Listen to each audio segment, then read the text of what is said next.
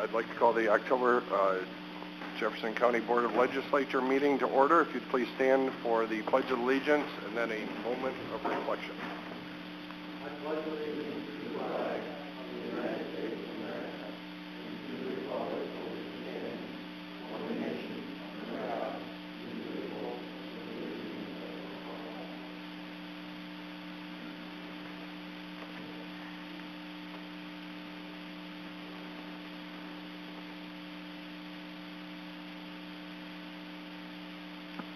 be seated.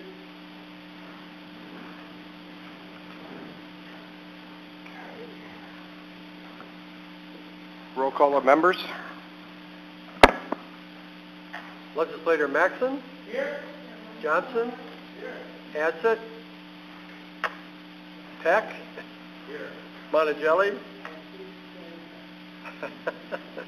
Please have you. McBride. Cantwell. Fitzpatrick. Carroll. Here. Nevawanik. Here. Gray. Here.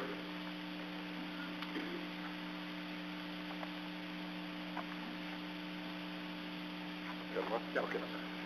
Privilege of the floor. If anybody would like to address the Board of Legislature, please stand up, state your name and address, and if you can keep it to around 5 minutes, we would certainly appreciate it. Go ahead, Anita. Thank you for the opportunity. My name is Anita Seyfried Brown, and I'm with the Alliance for Better Communities, which is a grassroots drug-free communities funded coalition, and I live and work in Jefferson County. While we have made great strides to address the scourge of the opiate epidemic, we still have a long way to go. According to the Jefferson County Medical Examiner's Office, between 2010 and 2018, Jefferson County had 138 overdose deaths. Presently, the ME's office has 3 undetermined toxicologies pending. Prescription drug abuse is a serious and growing problem in the United States. The 2016 National Study on Drug Use and Health reported that an estimated 28.6 million Americans aged 12 and over used illicit drugs during the month prior to the study. That means that roughly 1 in 10 people struggle with some level of substance use, including addiction to prescription drugs. When a person takes a prescription drug for a non-medical reason, it can quickly lead to addiction and the need for drug treatment. In fact, 25% of people who misuse prescription drugs by the age of 13 ended up with addiction at some point in their lives. The U.S. makes up 5% of the world's population and consumes approximately 80% of the world's prescription opiate drugs. Prescription opiate drugs contribute to 40% of all U.S. opiate overdose deaths. In 2016, more than 46 people died each day from overdoses involving prescription opiates. Prescription opiates overdose rates are highest among people ages 25 to 54. In your handouts, I provided you with some slides. On slide 1, entitled New York Consumption of Oxycodone 1980 to 2006, the question begs, how did we get here? Purdue Pharma, which is the company that planted the seeds of the opiate epidemic through its aggressive marketing of OxyContin, has long claimed it was unaware of the powerful opiate painkillers' growing abuse until years after it went on the market. Justice Department reports indicate that federal prosecutors investigating the company found that Purdue Pharma knew about significant abuse of OxyContin in the first years after the drug's introduction in 1996 and concealed that information from the public. Over the past 2 decades, more than 200,000 people have died in the United States from overdoses involving prescription opiates. In 2007, Purdue Pharma pled guilty to a felony charge of misbranding OxyContin while marketing the drug by misrepresenting its risk of addiction and potential to be abused. The company paid a $634 million fine. In slide 2, it shows Purdue spent millions of dollars to promote its new drug. The slide shows that promotional spending for 3 opiate pain medications, but let's focus on OxyContin, the bar in the light shade of gray. Overall, 2016 was the worst year for drug overdose deaths in America, at least until 2017 came along. According to preliminary data from the Centers of Disease Control and prevention, more than 72,000 people in the United States are predicted to have died from drug overdoses in 2017. That's nearly 200 a day. In slide 3, it gives an illustration of the death rate from overdoses of heroin and prescription opiate pain relievers by age group. Many more people die of prescription opiate pain relievers than from heroin. On slide 4, entitled Death Rate from Overdoses of Heroin and Prescription Opiate Pain Relievers, it is clear that the number one cause of death, of opiate-related death, is due to prescription drugs. On behalf of the Alliance and its members, I thank you for your efforts in recovering funding to help people with opiate addictions to attain a timely access to detox and treatment. We have also brought some individuals to give their testimony in how they became addicted and ended up using street drugs. Thank you very much. Thank you, Anita. Next. Hello. My name is Doreen Slocum. Good evening. My name is Doreen. I presently live in Jefferson County. I am a person in recovery. I've suffered from addictions over the past 10 years of my life. I've been in recovery for 2.5 years. While in active addiction, my drug of choice was heroin. I became addicted from pain medication, and because of that, I became addicted to heroin. It was much more cheaper and much more readily available. It has severely impacted my life on all levels, physically, emotionally, legally, and educationally. I just want to say that I was the type of person who grew up in like a good family, and I was the type of person that wasn't anything that didn't have anything to do with, that was on track to do drugs. And I had a normal life going for me, and then, prescription drugs just totally took over my life and led me to go to heroin. And I just think that, it's really sad that we have to live in a community or a world where companies can get away with this. So I just want to thank you. And I also want to say that the recovery monies from pharmaceuticals will go a long way in providing on-demand access to detox and treatment services to individuals suffering from this terrible disease. Thank you for inviting us to the meeting tonight and listening to our stories. Thank you. Thank you. Anybody else? Hi. My name is Jeannie Weaver, and I presently live in Lewis County, but I am a local yokel. I've grew up in Jefferson County.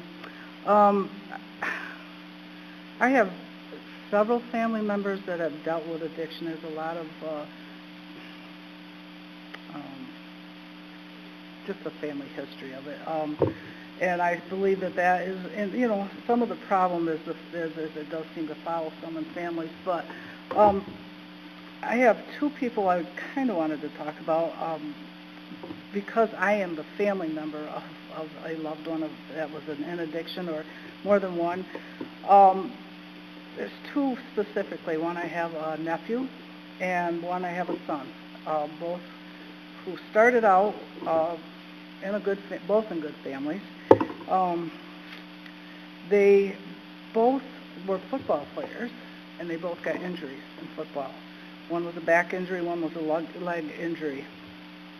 Both were prescribed with opiates, and I'm going to kind of split off to my son because it's more specific. He received an injury to his leg and was prescribed with 60 Oxycontins with a prescription refill for another 60 at age 15. He was a little ADHD, kind of woohoo kind of guy, and when he took that first opiate pill, and this is what he told me, was that I felt normal. My brain wasn't going all the time. He said, I loved it. And he told me I never stopped it from that point. And he was only 15 at that time. He was able to find an older person on 177 that was willing to sell him the opiates that he had for prescriptions. Okay, so his problem started with the opiates that were prescribed to him. And again, at 15 years old. My nephew as well had a similar story a little later, but his followed through to his death here recently. My son is been clean from the opiates for quite a while now, 3 years. It is, you can't even begin to tell how much it affects the family members. It is a crazy, insane life that you find yourself in. Everybody's sick. You know, they're sick, you become sick. I can't even begin to explain it. You know, you just have to live it. But I can say during this time, I looked for help. I reached out to Nar-Anon, and I now have established a Nar-Anon here in the area for the family members. In fact, there's a meeting right now that I'm going to go back to. But I guess what I want to say is this pharmaceutical company knew what the addictability level of their drug was, and basically lied about it. You know, there's a lot of money involved in this. And I can say in our meetings to our family members, we try to teach our family members to hold our addict accountable for their actions. And I feel that we should be doing the same thing with this company. The actions that they did by keeping this information from people created the beginning of this mess, and has caused a huge cost and a huge loss of life, and they should be held accountable. So hopefully they can be by a monetary ways, and certainly this money is needed to help treat these people that have the substance abuse issues. So, thank you. Thank you, Jeannie. Does anybody else like to address the board?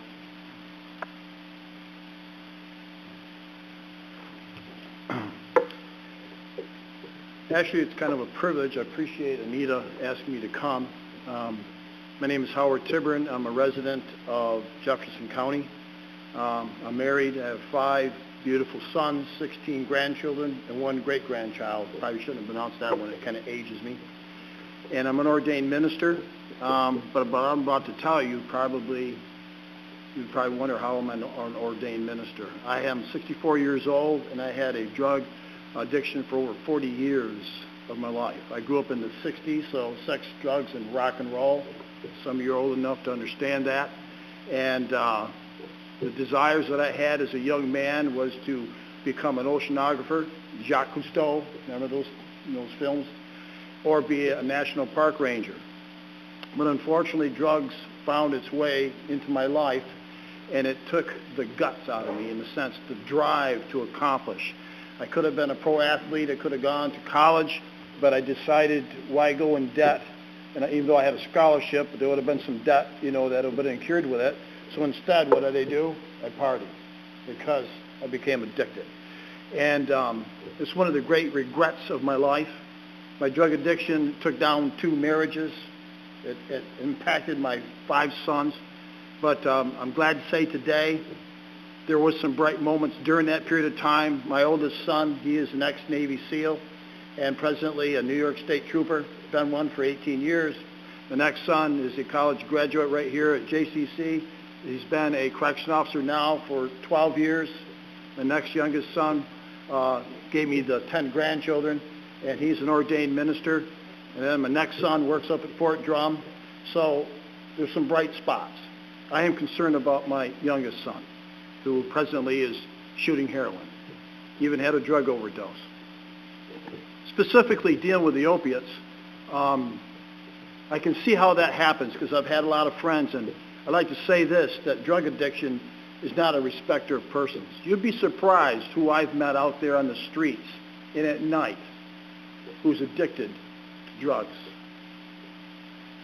You'd be surprised. And so I got hurt, normal story, went to the doctors, and Before long, I'm on painkillers. I'm being prescribed 360 oxycodones per month, 90 Lyricas, then Vicodin, hydrocodone. That's quite a mix. And I think that's 12 a day to add up to 360 a month. So every 4 hours, I was doing 2 of those oxycodone with the Lyricas, which was 90, that's a month, so that's 3 of them per day. That makes you a walking mess. It takes the drive out of you to do anything. And of course, society, the stigma that goes with it, that you're a dirtbag, you're a loser, you're a lowlife. Eventually, criminality started coming into the thing. I started getting an arrest record, so forth and so on. Once upon a time, I used to be the problem for Jefferson County in Watertown, New York. Thanks be to God, today, I'm part of the solution. I go into prisons, I go into jails, I pastor churches, I help the people that need a helping hand, not out, but up and out. And what I see is that I saw every aspect of it. Think about it. Those oxycodones could be sold anywhere from $5 to $10 a piece. You do the numbers. 360 times 10. That's pretty lucrative. And so what they do is you do part of the script and you sell the rest. When you get on the programs, you're a drug addict.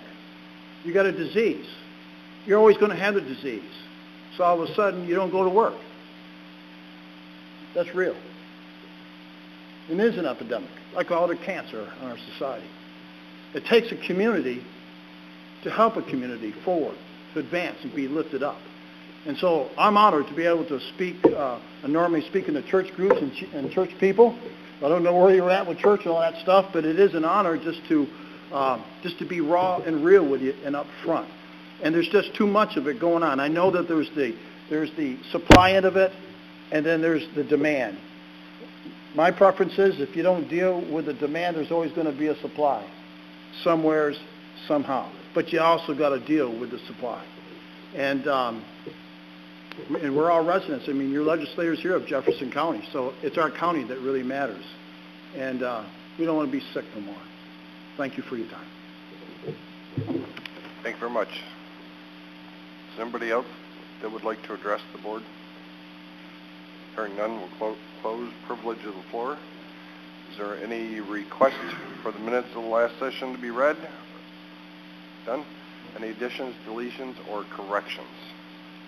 Hearing none, then they'll stand as presented. Presentations of petitions, notices, and communications. This evening we have 2.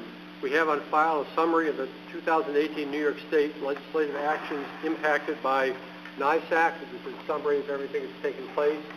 We also have on file a copy of the New York State Association of Counties resolutions coming out of the recent conference for legislative action for 2019. Reports of standing committees. We have a report of the Finance and Rules Committee reporting favorably on resolutions 189, 190, 191, 192, 194, 196, 197, 200, 201, and 203. We also have a report from the Finance and Rules Committee recommending approval of legislator expenses. Reports of county officers and others. We have 2. First, a report of the county treasurer on investments and cash on hand. We also have a report of the county administrator on budget transfers for the prior month. Okay. Local laws, resolutions, and motions. Resolution number 184. Setting time and place for public hearing on a tentative budget for fiscal year 2019. Discussion? None? All in favor, aye? Aye. Opposed? Carried. 185. Payment of legislator expenses. Discussion? None? All in favor, aye? Aye. Opposed? Carried. 186. Amending the 2018 county budget in relation to insurance department. Discussion? None? All in favor, aye? Aye. Opposed? Carried. 187. Appointing Commissioner of Social Services. Discussion? Yes, Mr. Peck. Thank you, Mr. Chair. I just wish to offer positive comments for the reappointment of Teresa Gaffney as DSS Director. She's been a pleasure to work with the ad hoc committee, and any questions, information, or need of understanding I have, she's always been there and available. So I think that she's done a fantastic job.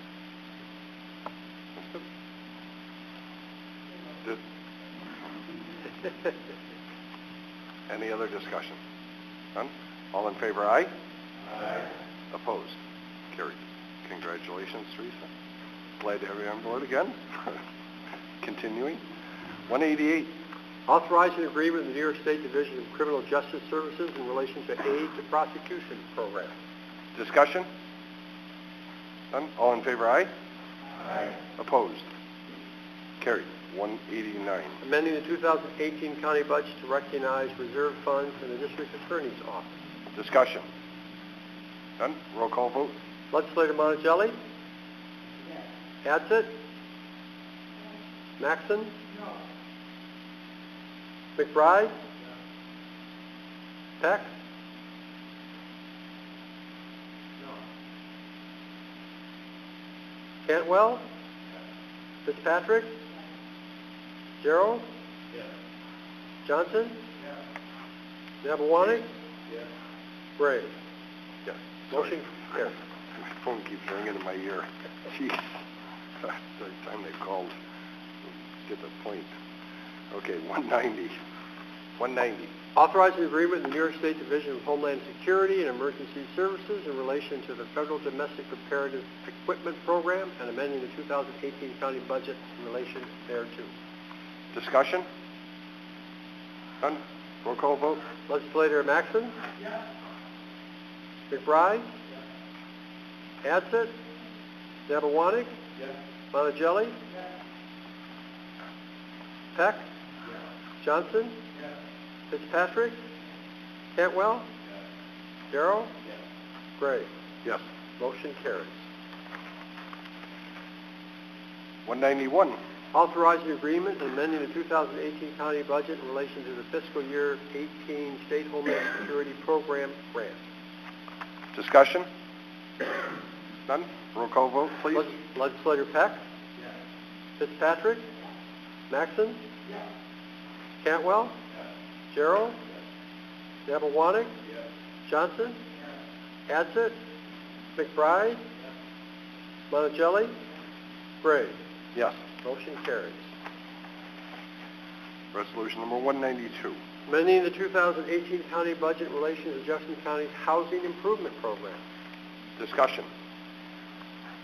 None? Roll call vote? Legislator Gerald? Yes. Nabawanik? Yes. Cantwell? Yes. Adsett? McBride? Yes. Maxon? Yes. Monticelli? Yes. Fitzpatrick? Yes. Johnson?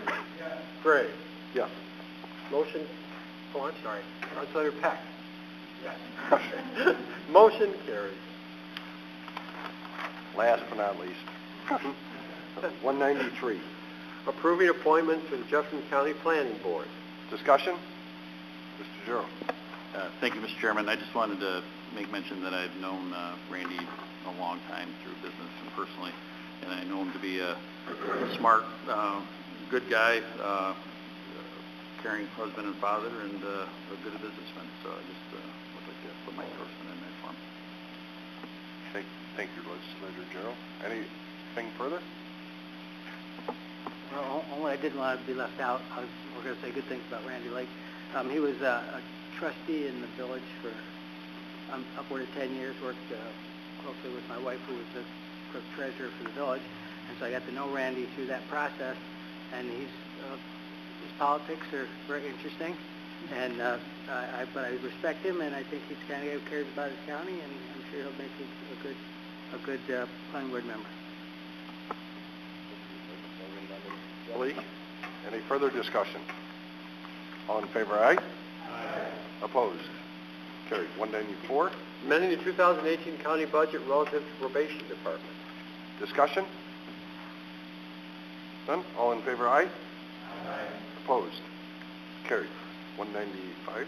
Authorizing agreement with the New York State Division of Criminal Justice Services in relation to aid to defense program. Discussion? None? All in favor, aye? Aye. Oh my. Opposed? Keeps ringing in my ears, sorry. Opposed? None? Carried. 195? No, 196. 196. Accepting donation for Sheriff's Department K-9 unit and amending the 2018 county budget in relation thereto. Discussion. Sorry, I'm being thrown off by my phone. Yes. Well, if we're going to have them, I think we should feed them, so I'm going to... Well, that's very good observation. Okay, any further discussion? None? Roll call vote, please. Legislator Adsit.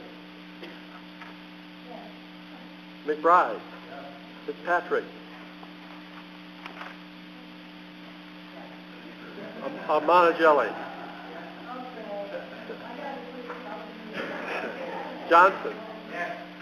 Maxon. Jarrow. Peck. Nepawanic. Cantwell. Gray. Yes. Motion carried. Okay, back on track here. Now, 197. Authorize an agreement amending the 2018 county budget in relation to the state fiscal year 18 law enforcement terrorism prevention program grant. Discussion? None? Roll call vote, please. Legislator Cantwell. Nepawanic. McBride.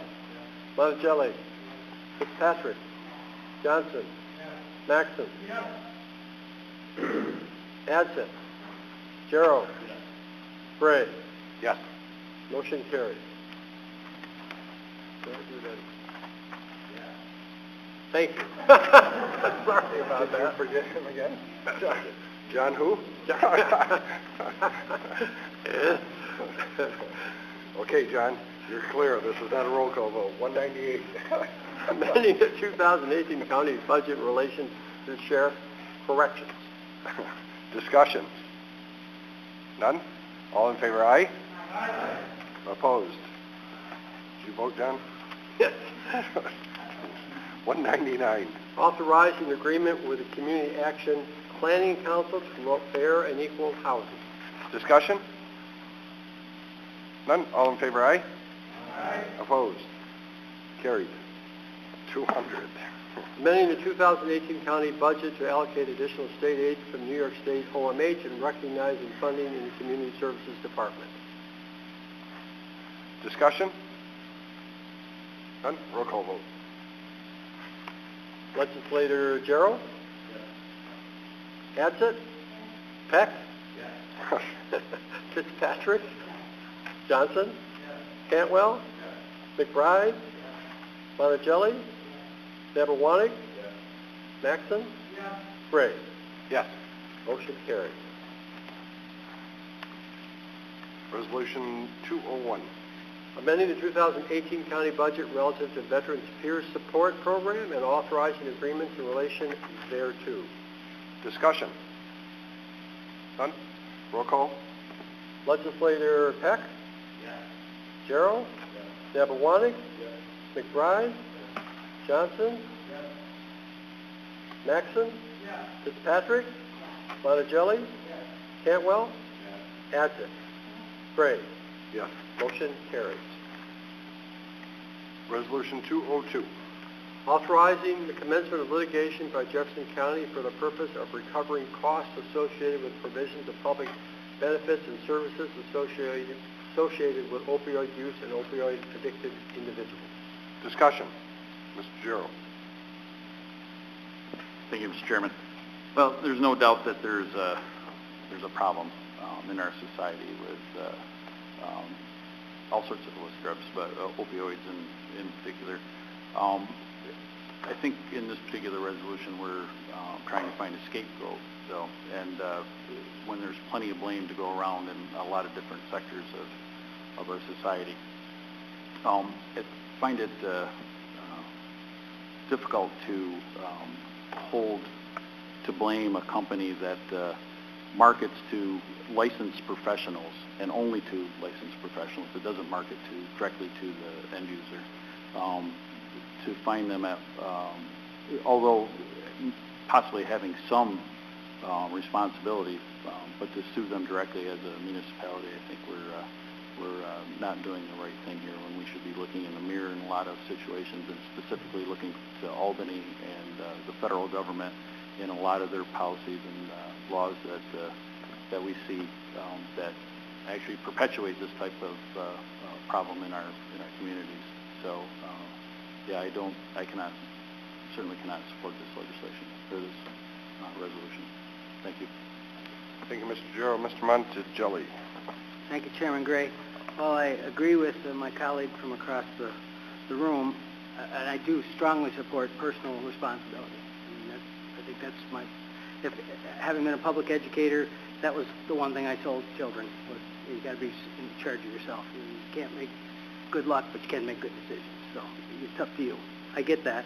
Having said that, though, my personal observations of this opioid issue is that even though it goes through licensed professionals, Legislator Doldo expressed that, I believe it was at Finance, about having a prescription some 18 years ago that was opioids, but he didn't tell him that it was addictive, nowhere on the label. And my own experience with my family, my wife had a reaction to a couple of different ones of those, and she couldn't take them, but they still gave her the pills. And then when I went to the pharmacy, they had 2 more prescriptions backed up, ready for me to take. I mean, this stuff was like candy. I could have all I wanted. And it was shocking to me that nobody was paying attention to it. And I know with firearms, I mean, they do sell ammunition in stores, but they don't just put it up by the front with the candy bars, you know. They do make it a little tougher to get. So my sense of it is, and having seen one of these young people that came in here tonight, I don't know if it's okay to, it's one of the ladies who spoke, I know we can't speak back to them, but she was a former student, and I mean, I knew her when she was a child, and she was certainly a bubbly, capable kid whose life went to, can't say went to pot. I probably shouldn't say went to hell in a handbasket, but I don't know what I should say, but I mean, that's a horrible story to hear from somebody I knew who had, you know, everything going for him in terms of family and opportunity provided by our society. So I do think that maybe I'm going a little bit too far here. Please bear with me. I guess it comes to the problem with capitalism is the corrupt. If it's corrupt, it becomes greed. I mean, initially I support capitalism, but when that's all they worry about is how much money they're going to make and not the impact on the society, and then the ripple through the society that the government has to figure out how to clean up is the word I'm going to use. But probably something nicer, but I can't think of it right now. I mean, it's a shock that we have to worry about indigent burials because parents aren't prepared to bury their 22-year-old kids, and all of a sudden it falls to the government to take care of that, and that's a ripple effect that somebody should have been paying attention to those prescriptions, and it shouldn't have been me. Thank you for allowing me to pontificate. I'll be quiet now. Thank you, Legislator Monticelli. Anybody else? Mr. Maxon. Thank you, Mr. Chairman. You know, one thing I noticed the last time I was in the drugstore is that they don't put pills up by the candy either. Those prescriptions come from a licensed professional to another licensed professional. The doctor ought to be counseling patients, and the pharmacist is there to counsel patients as well. I think one thing that most of us, if not all of us in the room, have in common is that at one point in time or another, we've been prescribed an opioid, whether it was for a procedure or for an injury. And I think that of all of us in the room who have been prescribed an opioid, how many of us are currently addicted to that opioid? I think the number is exceptionally low because the number of people who become addicted to prescription drugs is exceptionally low. I'm not saying it's not a problem. It's clearly a problem. It's just not nearly as large a problem as the media has made it out to be. I noticed in the newspaper just yesterday there was an article about how great the impact is on businesses, and they cited a report from the National Safety Council that said that 7 out of 10 businesses had to deal with drug abuse in their offices. But if you actually look at the methodology of the study, 4 out of 10 of those businesses just reported that someone took a prescription drug at their place of work. So the problem is bad enough. We don't need to go inflating numbers and say 70% of businesses are experiencing problems. It's clearly an issue that needs to be dealt with, but there are a lot of other issues. If you look simply at black and white accounting of the number of lives that we've lost this year or the most recent year, 70,000 people have died from taking some sort of drug, whether it was a prescription opioid or a synthetic or heroin or something else. But 80,000 people last year died of diabetes. Are we then going to sue Coca-Cola and Pepsi for pumping our children full of sugary beverages? 635,000 people, 20 times more people than died of prescription drugs, died of heart disease. Are we going to take McDonald's and Burger King and Taco Bell to court because they're feeding our children and our adults fattening, unhealthy food? I know that the answer to that question is no, and the answer to that question should be no. With respect to my colleague, the drug companies did do some advertising directly to people. Ask your doctor about whatever. But you have to talk to your doctor. Your doctor has to decide that based on your symptoms, this drug is a good fit for you. Why are you not suing the doctors? Why aren't we going after every licensed physician in the county who ever put out a prescription for these opioids? Because they weren't counseling their patients. There are so many people to blame. To go after the manufacturers of literally life-saving drugs isn't just unethical, it's immoral. These people are literally saving lives. They may have engaged in sleazy tactics, but I think lawyers, of all people, I found it entertaining that the lawyers found us out and they want us to sue the drug makers for engaging in unethical behavior. Lawyers, of all people, should be grateful that sleazy tactics are legal and protected. I am, of course, in opposition to the resolution, and I hope that you are too, because it comes down to, fundamentally, as my colleague said, personal responsibility.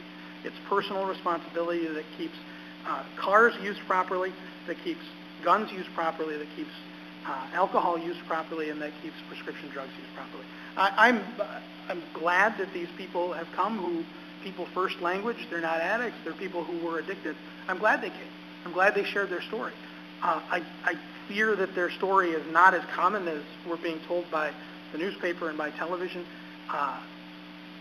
This is a wrong tactic. Suing the manufacturer of a life-saving drug is the wrong tactic. Thank you for your time. Your time too. You're welcome. Thank you, Mr. Maxson. Anybody else? Ms. Fitzpatrick. I could peel an onion of myself as to this issue. And by the way, I was raised in the 60s too, but I wasn't into a lot of sex, or any sex, drugs, quite frankly. Hey, come on, I was in the convent, went to a convent school, but I didn't do the sex, the drugs, and I usually listen to Tony Bennett, so there go I.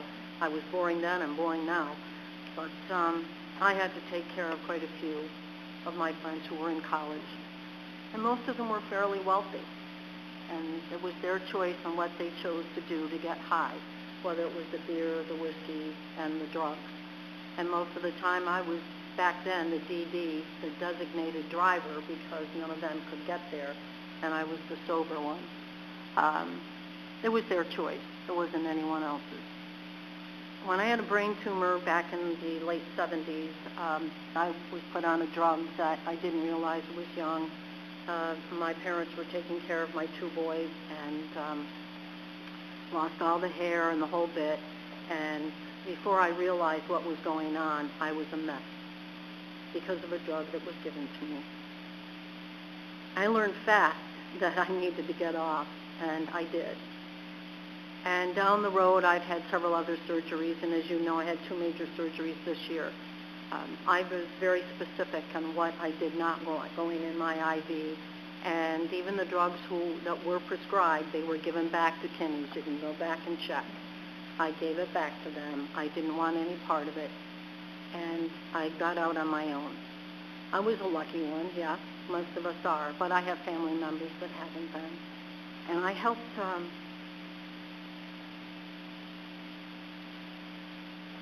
I took over a nephew from Jupiter, Florida, after he took off to California and he took off to the Keys and whatnot. And I love his parents, but they were very wealthy, and they just figured giving him money was a good thing to do.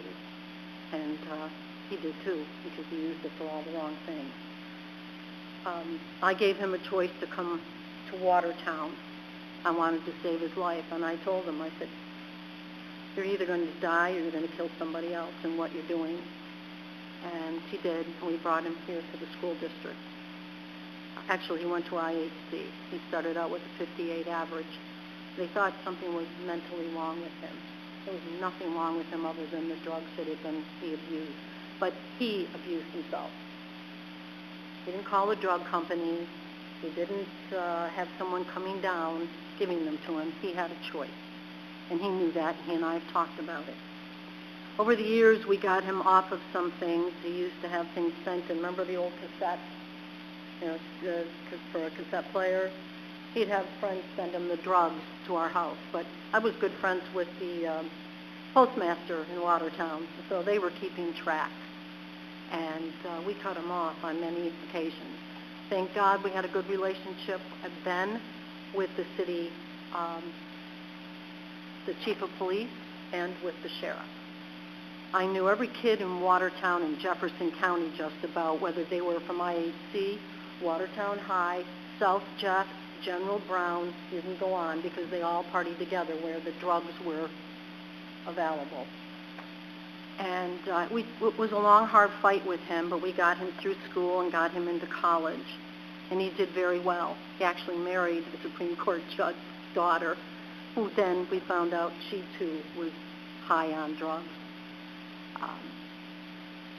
He's gone back and forth, but no one pushing him. It was his idea, even when he was clean and sober.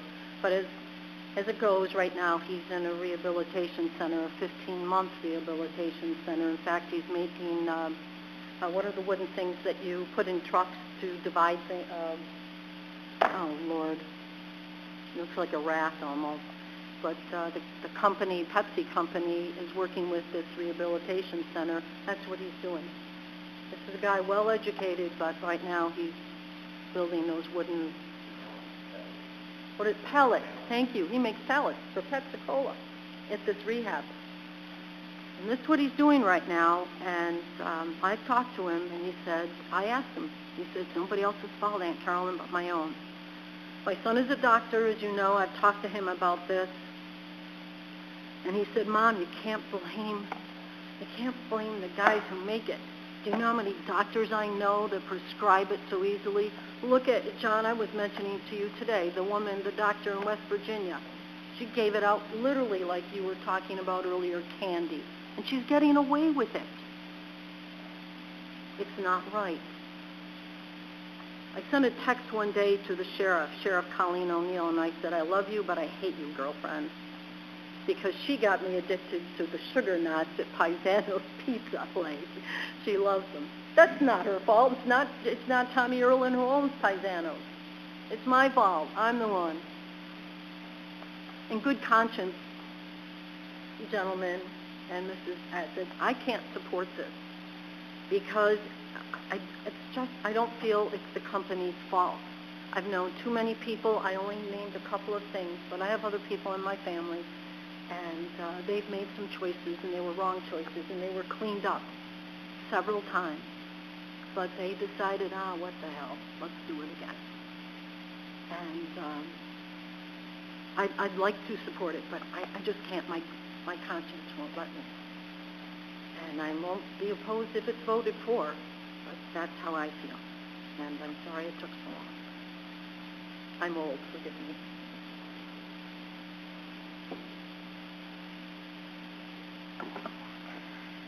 Any further discussion? Mr. Beck. Thank you, Mr. Gray. It's not an issue that we should take lightly, and I'm very thankful for the spirited debate on this issue. Much better decorum than on some of the emails I've received. But this is something that I've approached because you take a look at the community and how it has impacted individuals, and you got to peel back to where the root of it begins.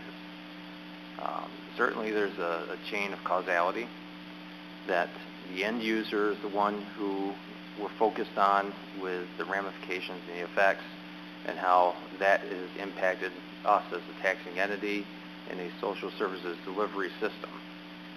That is where our part comes into this and seeking compensation for what our community has had to endure and has had to exceed costs out of norm because of this tragedy. And so we'll take a step backwards from there then. So you start with the impacts that we've bore, now you have the family impacts, and then you go back to the doctors. Certainly there are doctors that have greatly abused this, and I would venture to say it's piracy, because they recognized early on how addictive this was and capitalized on it themselves. And West Virginia has been devastated, absolutely devastated more than any other state in the union by this. You know, there's one report that says that there's enough pills in West Virginia to give every person there 433 pills in 1 year. How do you get to that point? Doctors are very skilled at being able to try to take care of you in a visit. Do you absolutely know that your doctor knows everything about the prescriptions that they're doling out? Do they know all of the impacts? They prescribe you something, they send you off to the pharmacy. And oftentimes, and I can say this from experience, is that the pharmacist is the one who really knows what that drug will do to you and if it will impact something else that you're taking. And then you get the sheet of the side effects and you start looking at the side effects. And at this point, with opioids, we've kind of had a reactionary experience with this, is that they all have a warning label on them now that they are addictive. As Legislator Dodo said at the Health and Human Services Committee, there was no label 10, 15 years ago. So then you go and look at this graph and the correlation of the existence of this product compared to when it started to get severely ramped up in its marketing and push as the ultimate means of your own pain management. And as there was a Watertown Times article within the past month that discussed some of the marketing efforts of Purdue Pharma, which is one in particular which has been already sued and has lost case in court. And that is the impetus of why these lawsuits are building steam across the country. And that brings us back to the root cause. Purdue Pharma created this drug. I will not disagree that it is helpful. I would not wish to advocate that it is no longer out there for distribution because, as I said, we've already done the reaction. The states have restricted dosage. You have warning labels on there. You've done the reactionary thing, but the problem is still out there in the community. And I have no doubt, based on some of the evidence that I've seen, that this company very much deliberately did false advertising and false marketing and downplayed the destructive nature of the drug and downplayed the potential harm that it could cause to individuals that were taking it. That is my gut reaction based on the evidence that I've seen. I would very much like to see this taken to court for the simple matter that I disagree that a corporate citizen should get away with this kind of harm. I do not think that it is right and proper that a corporation finds profit off from the addiction of others. And as far as the doctors go, they were meant to be giving this drug out as a means of helping people. You know, their Hippocratic oath is to cause no harm. These drug companies turn doctors into agents of death for their profit.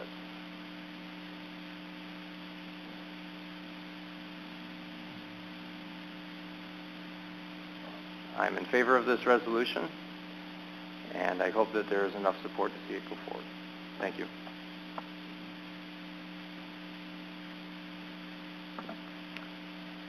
Any further discussion? None? All in favor, aye? Aye.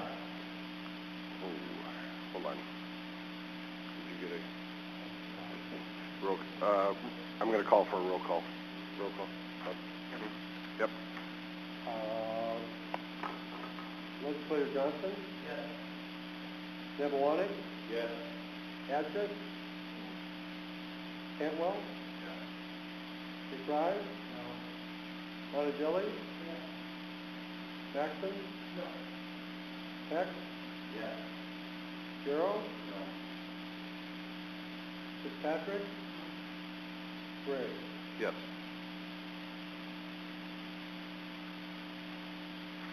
Motion fails to our act majority.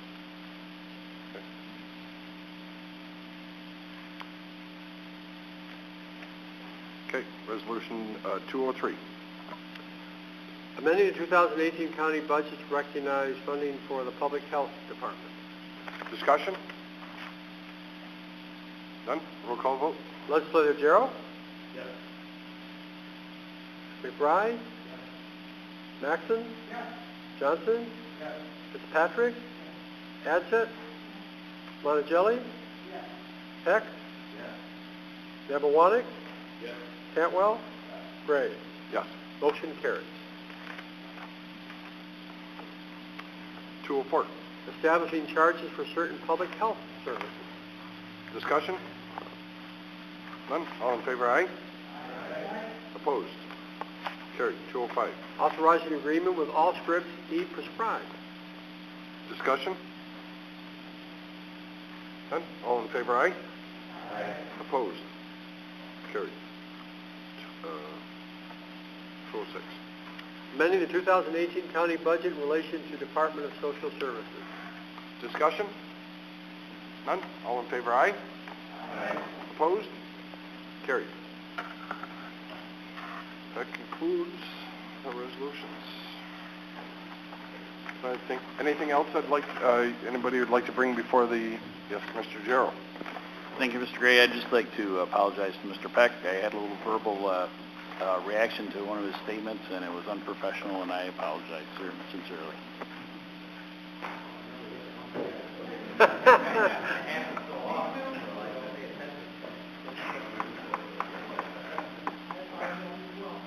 Well, aren't we being congenial until the emails start to go out? Then congeniality goes right out the window. Mr. Monticelli. Thank you, Chairman Gray. Just like to make some comments about the NISAC fall seminar, which I attended along with yourself, and Legislator Cantwell and Legislator Johnson. First, I would just like to say they have committee meetings, and if you're on a committee, you get to find out things you wouldn't find out otherwise. And a couple of things that were kind of interesting. I was at the Finance Committee meeting and found out 4 counties didn't get their home rule for their sales tax. So you want to get it in early, and you want to have members in the majority in both houses. Otherwise, you might be whistling. And that finance, and then the intergovernmental shared services was very interesting, chaired by our county administrator. He does a nice job. Fun to watch him at work.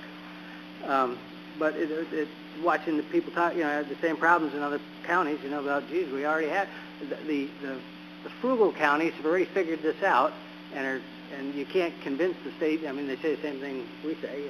Oh my gosh, we've been sharing plows with the town or whatever, and now how come we can't get credit for that? And then the people downstate are like, I guess that's a wide brush. I can say downstate. They don't know who I'm talking about. But I mean, they're like, oh, but you mean we actually can't just pay somebody $100,000 to, clean or whatever? It's just ridiculous. But anyway, it was a good meeting. The other topics that I thought were useful was a session on raise the age, session on opioid epidemic, but also they offered another session on training that you could actually do Narcan training. I didn't do that. I mean, it was not something that I saw myself as part of, but they actually offered that. And then trends on sales tax was interesting. I thought that was cool. And it's all about cars and gas. It's really pretty amazing. That's not everywhere, but statewide, it's a big deal. And then, of course, another thing that comes up that we're going to hear more about as time goes on is the census. The 2020 census is coming and how it's going to affect change and how it's going to affect county government and what we're going to have to do. Well, I thought it was a useful conference, and the reason I'm telling you all that is because last conference I was remiss, said nothing, and since the taxpayers are getting us there, I just thought they'd want to know how much I learned and how happy I am. Thank you. Thank you, Mr. Monticelli. Anything else to come before the board?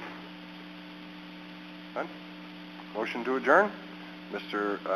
Maxon, second Mr. Jarrow. All in favor? We're adjourned.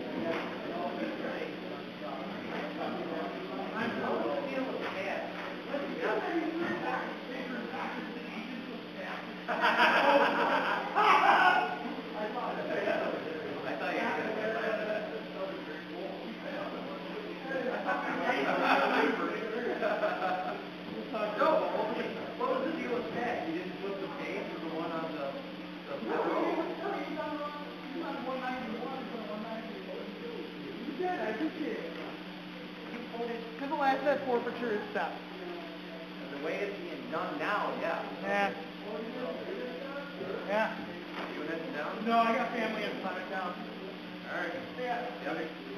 Yeah.